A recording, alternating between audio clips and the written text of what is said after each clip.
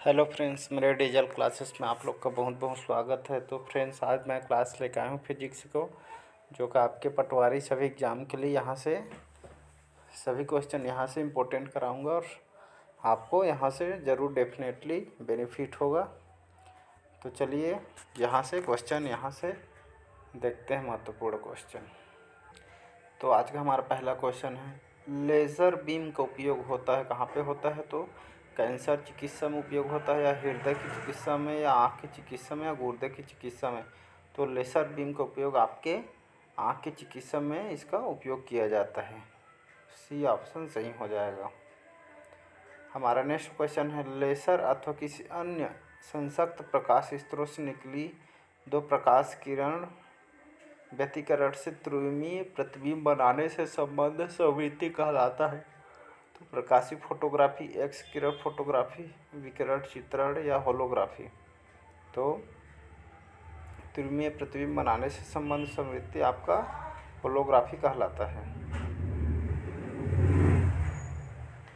Next question है, प्रकाश वैद्युत प्रभाव क्या है? तो तात्कालिक प्रक्रिया है, विलंबित प्रक्रिया है, प्रोटॉन का उत्सर्जन, न्यूट्रॉन का उत्सर्जन? तो प्रकाश वैद्युत प्रभाव आपका तात्कालिक प्रक्रिया है। न्यूट्रॉन की खोज किसने की थी? तो रदरफोर्ड ने, थॉमसन ने, चैडविक या न्यूटन ने? तो न्यूट्रॉन की खोज आपके चैडविक ने की थी, इन्होंने खोज की थी। निम्न में अस्थायी कण हैं, प्रोटॉन, इलेक्ट्रॉन, न्यूट्रॉन, अल्फा कण। तो अस्थायी कण आपके न्यूट्रॉन हैं।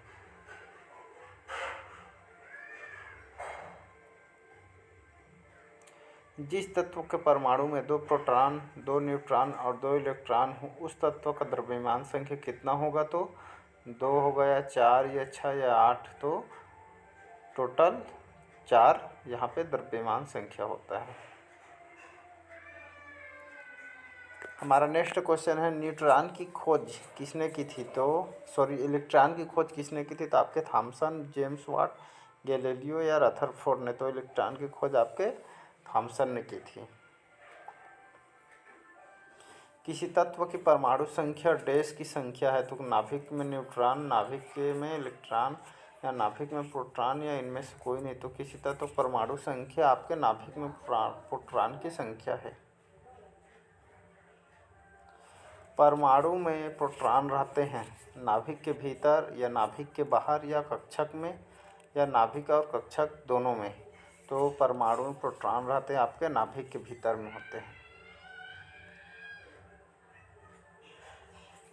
नाभिक रिएक्टर में भारी जल जिसे DTO का प्रयोग किस रूप में किया जाता है? तो मंदक के रूप में, या शीतलक, या पर्यवेक्षक, या नियंत्रक के रूप में? तो मंदक के रूप में इसका उपयोग किया जाता है, भारी जल DTO का।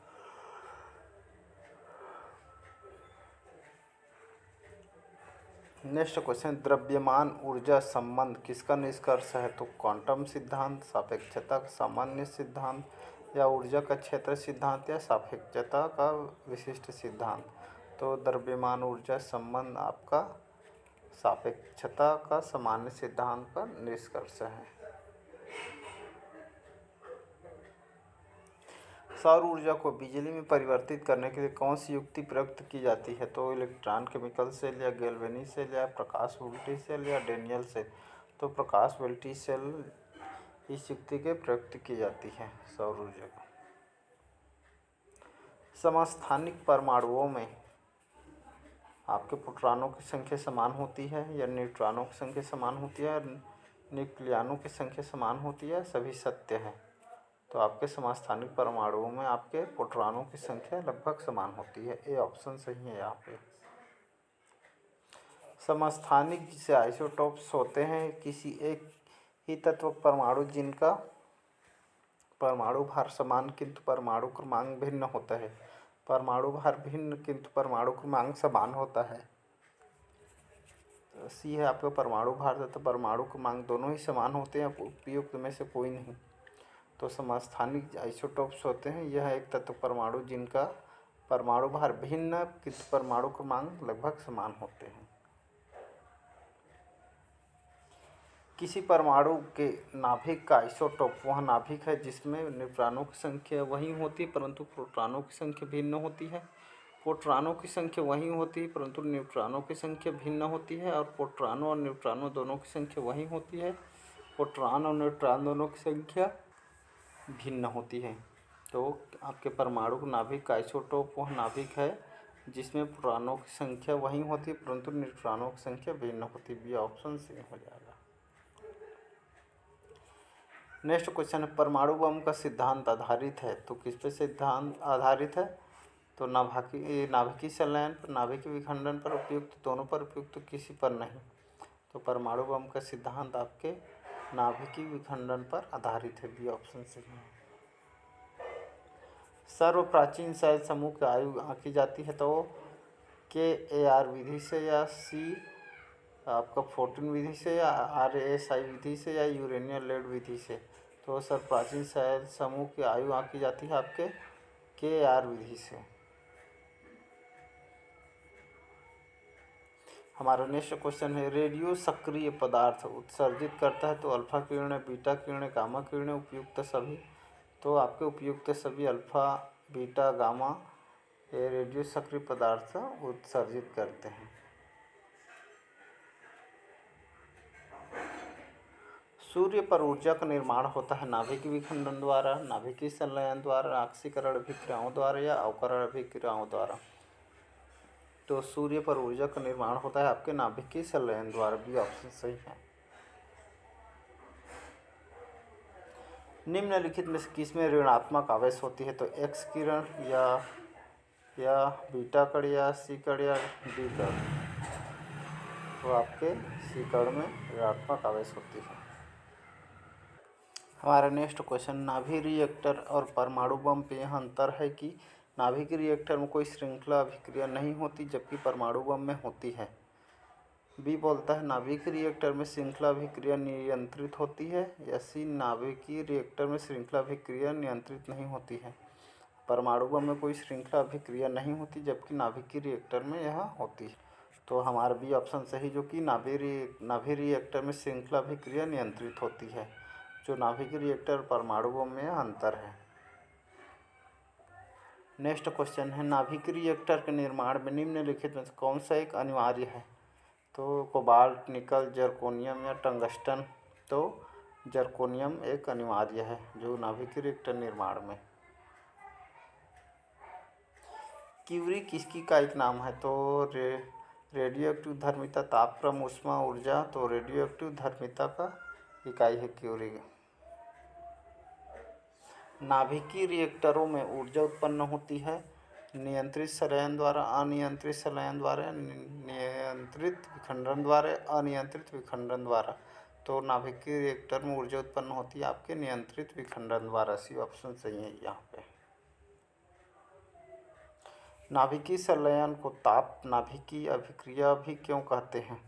तो संलयन नाभिकीय ऊर्जा को ताप में बदल देता है, या संलयन के लिए अत्यधिक उच्च तापमान की स्थितियों की आवश्यकता होती है, संलयन में काफ़ी ऊष्मा पैदा होती है, या डी संलयन अभिक्रिया धूप में होती है। इनमें से कोई नहीं। तो नाभिकीय संलयन को ताप नाभिकीय अभिक्रिया में इसलिए कहते हैं क्योंकि संलयन में काफ़ी ऊष्मा पैदा होती है, इसलिए। रेडियो कार्बन डेटिंग डैश की उम्र ज्ञात करने के लिए प्रयुक्त किया जाता है ग्रहों, जीवाश्मों, शिशुओं, चट्टानों। तो जीवाश्मों को उम्र ज्ञात करने के लिए उपयोग किया जाता है रेडियो कार्बन डेटिंग। परमाणु रिएक्टर क्या है? तो परमाणु बम निर्माण स्थल, भारी पानी का तालाब, U-238 का उत्सर्जक या आणविक भट्ठी। तो परमाणु रिएक्टर है आपका भारी पानी का तालाब है। पृथ्वी का आयु का निर्धारण निम्न में से किस विधि द्वारा किया जाता है? तो कार्बन डेटिंग द्वारा, जैव तकनीक विधि द्वारा, जैव घड़ी विधि द्वारा, यूरेनियम विधि द्वारा। तो पृथ्वी का आयु का निर्धारण आपके यूरेनियम विधि द्वारा किया जाता है, जिसका पृथ्वी का आयु का ज्ञात किया जाता है निर्धारण। निम्नलिखित कथन पर विचार कीजिए। कथन ए बोलता है, अर्नेस्ट रदरफोर्ड ने रॉयल सोसाइटी के समक्ष कहा था कि मनुष्य को नाभिकीय शक्ति कभी उपलब्ध नहीं होगी। कारण आर बोलता है, यह यह उसे विश्वास था कि आइंस्टीन का नियम फेल हो जाएगा और मात्रा ऊर्जा में परिवर्तित नहीं होगी। तो नीचे दी गई कोड योजना में अपने स्तर का चयन कीजिए। दोनों ए और आर सत्य है और आर सही कारण है। दोनों ए एवं आर सत्य किंतु आर सही कारण नहीं है। ए सत्य किंतु आर असत्य है। ए असत्य किंतु आर सत्य है। तो आपका ये ऑप्शन सही है। दोनों ए और आर सत्य है, आर सही कारण है। ये ऑप्शन सही है यहाँ पे। निम्नलिखित कण एक ही गतिज ऊर्जा के साथ चल रहे, उनमें सबसे अधिक संवेग किसका है? तो इलेक्ट्रॉन, प्रोटॉन, न्यूट्रॉन या एक्स कण। तो इलेक्ट्रॉन का अधिक संवेग होगा। ऐसे परमाणु जिनके परमाणु क्रमांक समान परंतु परमाणु द्रव्यमान भिन्न भिन्न होते कहलाते हैं समभारिक, समस्थानिक, आइसोबार या इनमें से कोई नहीं। तो ये समस्थानिक कहलाते हैं। परमाणु जिनमें प्रोटॉनों की संख्या समान परंतु न्यूट्रॉनों की संख्या भिन्न भिन्न रहती क्या कहलाती? तो समदाबिक, समवयवी या समन्यूट्रॉनिक या समस्थानिक। तो समस्थानिक कहलाती है। एक भारी नाभिक के दो हल्के नाभिकों में टूटने की प्रक्रिया को कहते हैं नाभिकीय संलयन, नाभिकीय विखंडन, द्रव्यमान क्षति या रेडियोएक्टिव विघटन। तो नाभिकीय विखंडन कहलाता है, जिसमें एक भारी नाभिक के दो हल्के नाभिकों टूटने की प्रक्रिया होती है। सुपर कंडक्टर ऐसे पदार्थ हैं जो विद्युत करंट के प्रवाह को न्यूनतम रोधिका देते हैं, जो निम्न तापमान पर विद्युत का चालक करते हैं, जो उच्च तापमान पर विद्युत का चालन करते हैं या जो विद्युत करंट प्रवाह को उच्च रोधिका देते हैं। तो सुपर कंडक्टर ऐसे पदार्थ हैं जो विद्युत करंट के प्रवाह को न्यूनतम रोधिका देते हैं। निम्नलिखित में कौन विद्युत चुम्बकीय तरंग नहीं है? तो एक्स किरण, प्रकाश, पराश्रव्य तरंगे, ऊष्मीय विकिरण। तो आपके विद्युत चुम्बकीय तरंग नहीं है, तो इसमें प्रकाश तरंगे नहीं हैं। सूर्य की ऊर्जा उत्पन्न होती है आयनन द्वारा, नाभिकीय संलयन द्वारा, नाभिक विखंडन द्वारा, ऑक्सीकरण द्वारा। तो सूर्य की ऊर्जा उत्पन्न होती है नाभिकीय संलयन द्वारा। कलपक्कम के फास्ट ब्रीडर टेस्ट रिएक्टर में निम्न में से कौन सा शीतलक के रूप प्रयोग में लाया जाता है? तो कार्बन डाइऑक्साइड, भारी जल, समुद्री जल या गलित सोडियम। तो गलित सोडियम प्रयोग में लाया जाता है। तारे अपनी ऊर्जा प्राप्त करते हैं नाभिकीय संलयन से, गुरुत्वीय संकुचन से, रासायनिक अभिक्रिया से, नाभिकीय विखंडन से। तो तारे अपनी ऊर्जा प्राप्त करते हैं नाभिकीय संलयन से भी और गुरुत्वीय संकुचन से। तो यहाँ पे ए ऑप्शन सही है।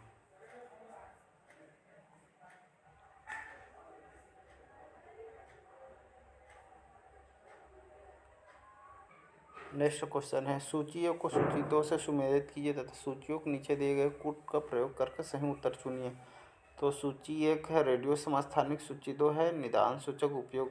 तो आर्सेनिक 74, थायराइड ग्रंथि की सक्रियता, कोबाल्ट 60, रक्त व्यतिक्रम या आयोडीन 131, ट्यूमर, सोडियम 24, कैंसर। तो आपका आ जाएगा आर्सेनिक का, आपका आ जाएगा ट्यूमर आ जाएगा थर्ड, और कोबाल्ट 60 का, आर्सेनिक 74 का आ जाएगा ट्यूमर, और कोबाल्ट 60 का आ जाएगा कैंसर, और आयोडीन 131 का आ जाएगा थायराइड ग्रंथि की सक्रियता, और आपका सोडियम का आ जाएगा रक्त व्यतिक्रम। तो सी ऑप्शन यहाँ पे सही मिलान है।